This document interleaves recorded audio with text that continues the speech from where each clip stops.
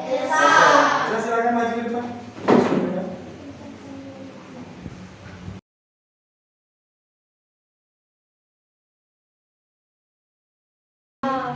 Amin. Dan terima kasih.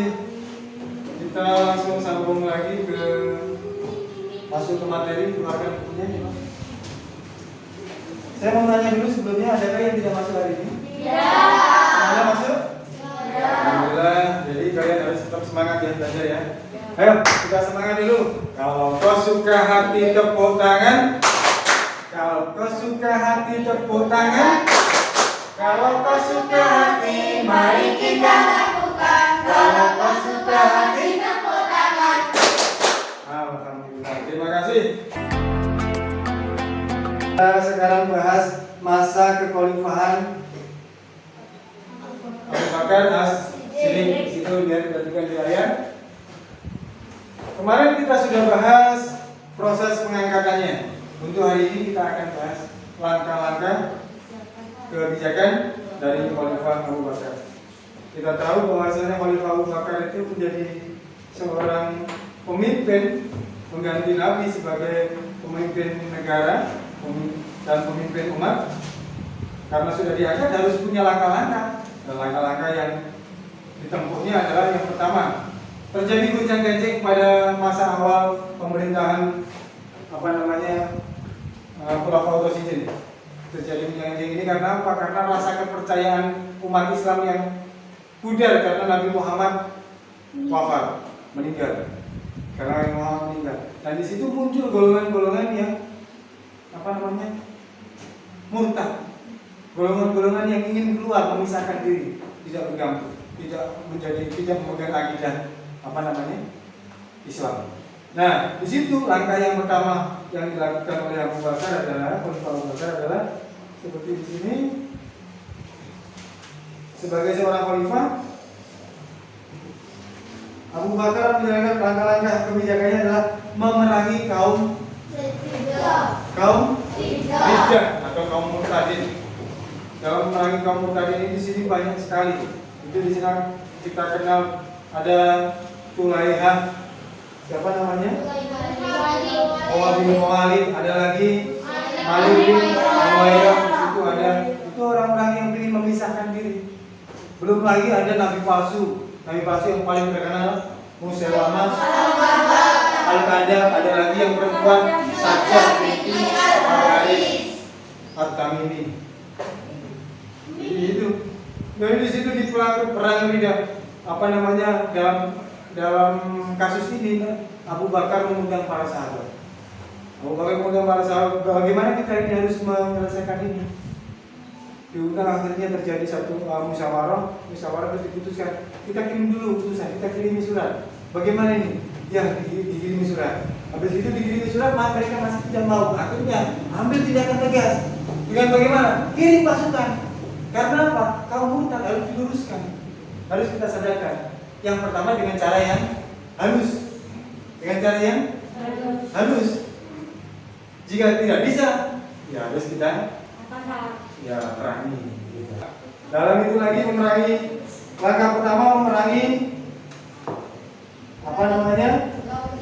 kaum Riddah. Yang kedua mengumpulkan Al-Quran. Dalam perang Yamamah itu banyak sekali sahabat-sahabat yang meninggal, sahabat-sahabat yang hafal Al-Quran. Akhirnya usulan dari Umar bin Khattab, kumpulkan. Takut nanti kita Al-Quran ini hilang karena yang menghafal itu sudah tidak ada. Akhirnya dikumpulkan. Pertamanya Khalifah Abu Bakar menolak karena ini zaman Nabi tidak pernah ini. Jadi bagaimana ini? Ya tetap harus kita selamatkan itu Al-Quran. Akhirnya disetujui. Dan orang yang dituju sebagai pengumpul Al-Quran itu panitianya adalah Zaid bin Sabit. Yang selanjutnya mengumpulkan Al-Quran, terus memerangi orang-orang yang tidak membayar zakat. Banyak sekali orang-orang yang tidak membayar zakat karena apa? Dia merasa perjanjian itu sudah habis sama Nabi saja, jadi ngapain kita membayar zakat? Tapi tidak seperti itu, karena zakat itu tujuan Islam. Di samping sholat juga harus membayar zakat. Jangan pisahkan, kata Abu Bakar. Jangan pisahkan antara sholat dan membayar zakat. Itu dua-duanya harus dilakukan. Terus lanjut lagi memerangi sudah. Terus di situ mengupayakan perluasan wilayah. Jadi kita tahu Abu Bakar juga selain hal-hal yang tadi juga memperluas wilayah, mulai masuk melawan Romawi, melawan negara Persia, dan itu pun berhasil. Sudah berhasil menguasai Irak dan menguasai Sam dari Romawi, Irak dari Persia, Syam dari Romawi, seperti itu. Dan lanjut lagi apa? Dalam bidang pemerintahan kebijakannya adalah mendirikan Baitul Mal. Baitul Mal itu ya ngurusi duit. Terus mendirikan lembaga peradilan. Nah, lembaga peradilan ini nanti yang memimpin adalah Umar bin Khattab. Terus ada lagi membagi harta ghanimah. Ghanimah itu apa?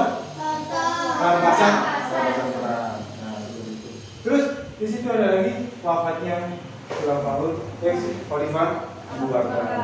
Setelah menjalankan setelah menjalankan pemerintahan selama 2 tahun menjadi Khalifah, Abu Bakar sakit selama 1 minggu dan akhirnya beliau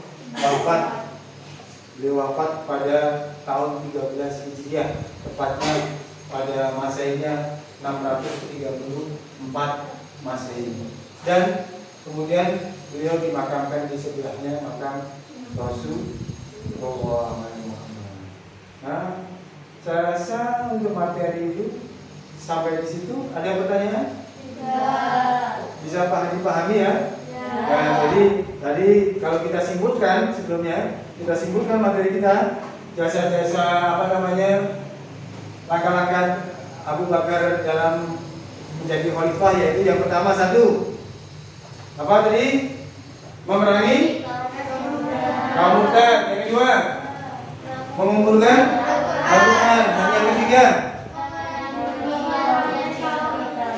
yang tidak membayar zakat. Dan yang keempat, memperluas wilayah. Yang kelima, membenahi pemerintah. Itu. Dan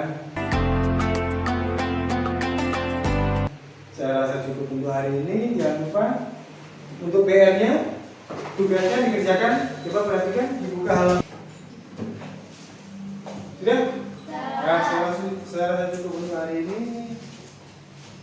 Jangan lupa belajar di rumah, tetap semangat dalam belajarnya. Sekian dari saya. Wassalamualaikum warahmatullahi wabarakatuh. Waalaikumsalam.